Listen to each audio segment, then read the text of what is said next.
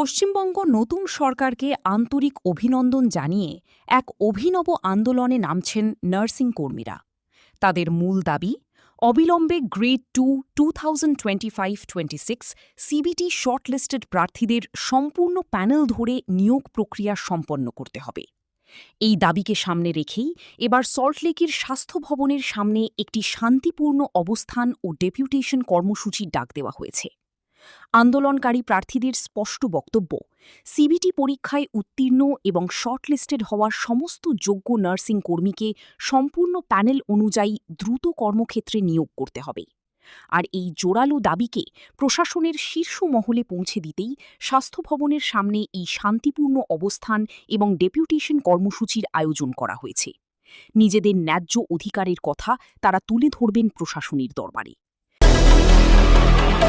আজকের কর্মসূচি আগেই বলি আমরা কারা। আমরা হচ্ছে ওয়েস্ট বেঙ্গল রেজিস্টার্ড নার্স, সাথে আমরা সিবিটি শর্টলিস্টেড ক্যান্ডিডেটস, যারা লাস্ট রিক্রুটমেন্টে সবাই পাস করেছে, সিবিটিতে কোয়ালিফাই করেছে এবং ইন্টারভিউতে কোয়ালিফাই করেছে, যাদের প্যানেলে নাম আছে কিন্তু নিয়োগ হয়নি। আমরা আজকে তারাই রাস্তায় নেমেছি এবং স্বাস্থ্য ভবনে ডেপুটেশন দেওয়ার জন্য আমরা একত্রিত হয়েছি। আমরা শান্তিপূর্ণভাবে অবস্থান করব এবং সরকারের কাছে আশা রাখবো যে তারা আমাদের দিকটা দেখবে এবং আমাদের নিয়োগ সঠিকভাবে করবে। কারণ স্বাস্থ্য ব্যবস্থা অসম্ভবভাবে ক্ষতিগ্রস্ত হয়েছে ঠিকঠাক মতো রিক্রুটমেন্ট না হওয়ার কারণে। তাই এখন নিয়োগটা সবার আগে দরকার স্বাস্থ্য ব্যবস্থাকে উন্নত করার জন্য। তাই আমরা চাইবো যখন এই প্রশাসন, এই নতুন সরকার স্বাস্থ্য ব্যবস্থাকে উন্নত করার জন্য উঠে পড়ে লেগেছে, তখন তারা নিয়োগের দিকটাও দেখবেন। কারণ প্রত্যেকটা হসপিটালে যদি সঠিক পরিমাণে নার্স বা ডাক্তাররা না থাকে, তাহলে সাধারণ মানুষের স্বাস্থ্য ব্যবস্থা পেতে অসুবিধাই হবে।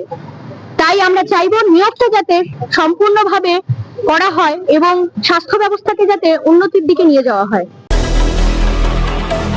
আমরা আজকে অলমোস্ট প্রায় অল ওভার ওয়েস্ট বেঙ্গল থেকে 200 জনের কাছাকাছি এসেছে এবং আরো কিছু জন আছে যারা অন দা ওয়ে আছে, তারা এসে উপস্থিত হবে আমাদের মাঝে খুব তাড়াতাড়ি।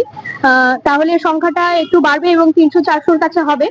আমরা যেহেতু নতুন সরকারের কাছে আশাবাদী, তাই আমরা খুব একটা জনসংখ্যায় নামিনি। আমরা চেয়েছি যে আগে আমরা অল্প কিছু জন মিলেই ডেপুটেশনটা দেব এবং আশা করছি সেই ডেপুটেশনটা দেওয়ার পরেই সেটা সফল হবে। আমাদের সবাইকে একসাথে নামার দরকার পড়বে না, কারণ এই সরকার ন্যায্যদের অধিকার দিতে জানে। যারা ন্যায্য যোগ্য প্রার্থী, সেই যোগ্য প্রার্থীদেরকে অবশ্যই তারা নিয়োগ করাবে, এই আশা নিয়েই আমরা আজকে নেমেছি রাস্তায়। 7 বার আমরা ডেপুটেশন জমা দিয়েছিলাম। যেহেতু সেটি আগের সরকার ছিল, সেই জন্য আগের সরকার একবারও নিচে আসেনি, এসে পর্যন্ত আমরা দেখিনি। আমরা কষ্ট করে মাথার ঘাম পায়ে ফেলে দিয়ে আমরা রাস্তাতে দাঁড়িয়েছিলাম, কিন্তু আগের যে সরকার ছিল সেই সরকার একবারও এসে খোঁজ নেয়নি, দেখেনি।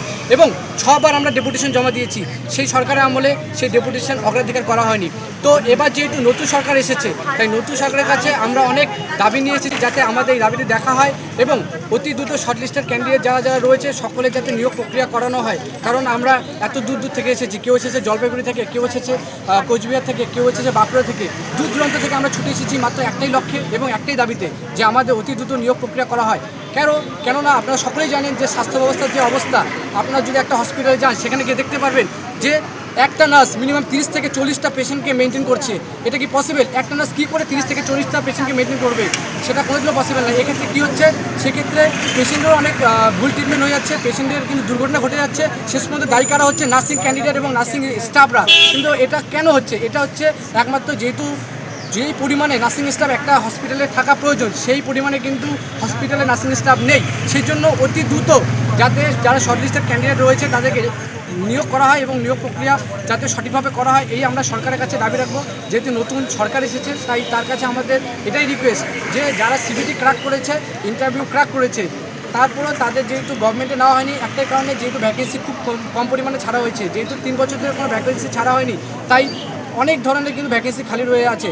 3 বছর মিনিমাম 15 থেকে 20,000 ভ্যাকেন্সি খালি থাকার কথা, কিন্তু এই বছর ভ্যাকেন্সি মাত্র 5 থেকে 6,000 ছেড়েছে। তাই আমরা এইটুকু ভ্যাকেন্সিতে সন্তুষ্ট নই। যারা সিবিটি ক্র্যাক করে, ইন্টারভিউ ক্র্যাক করে শর্টলিস্টেড হয়েছে, তাদের যাতে অতি দ্রুত নিয়োগ করা হয় গভর্নমেন্টের ক্ষেত্রে, এটুকু আমি আশা করব নতুন সরকারের কাছে, এটুকু নিবেদন রাখছি। আমরা ডেপুটেশন জমা দিলাম, ওনাদের সাথে কথা বললাম, অনেকক্ষণ ধরেই ওনারা আমাদের সাথে কমিউনিকেট করলো। এর আগেও ডেপুটেশন দিয়েছি, ওনাদের বক্তব্যগুলো খুব একটা যে চেঞ্জ হয়েছে তা না। ওনাদের এটাই বক্তব্য যে এখন ওনাদের কাছে সেরকম পরিমাণে ভ্যাকেন্সি নেই, বাট যেহেতু নতুন সরকার এসেছে ওনারা নিশ্চয়ই এই ব্যাপারটা নিয়ে চিন্তা ভাবনা করবেন। এবং আমরা এটাই ঠিক করলাম ওনাদের সাথে কথা বলার পরে যে আমরা স্বাস্থ্যমন্ত্রী যিনি হবেন তার সাথে আমরা দেখা করব নেক্সট, এবং তার কাছে আমরা ডেপুটেশন দেবো। কারণ পুরো ব্যাপারটাই একটা ভ্যাকেন্সির উপর ডিপেন্ড করছে, আর এই ভ্যাকেন্সিটা ফান্ডের উপরেও ডিপেন্ড করে অনেকটা, আমরা জানি। তো সেখানে গভর্নমেন্ট কতটা এই ব্যাপারটা দেখছে, কারণ রিক্রুটমেন্ট করলে সেখানে অনেক কিছু জিনিস রিলেটেবল আছে যেগুলো আমরা জানতে পারলাম। তো সেখানে গভর্নমেন্ট চাইলে সবকিছুই সম্ভব। ওনারা আজকে যদি চায় যে স্বাস্থ্য পরিষেবা, স্বাস্থ্য পরিকাঠামোটাকে মানে ভালো করবে এবং সাধারণ মানুষ যাতে ভালো মতো সেবাটা পায় তার জন্য নিয়োগ দরকার, এবং নিয়োগটা ওনারা করবেন, এটা যদি ওনারা ভাবেন সরকার, তাহলে অবশ্যই এনারা ভ্যাকেন্সি অ্যারাইজ করবেন এবং WBHRB বোর্ড আমাদেরকে নেবেন। তো পুরো ব্যাপারটাই এখন স্বাস্থ্যমন্ত্রীর ওপরে নির্ভর করছে। আমরা আশা রাখবো উনি আমাদের ব্যাপারটা দেখবেন। স্বাস্থ্য ভবন, সল্টলেক সেক্টর 5 থেকে ক্যামেরায় অশোক পাইক, নিউজ কলকাতা 24।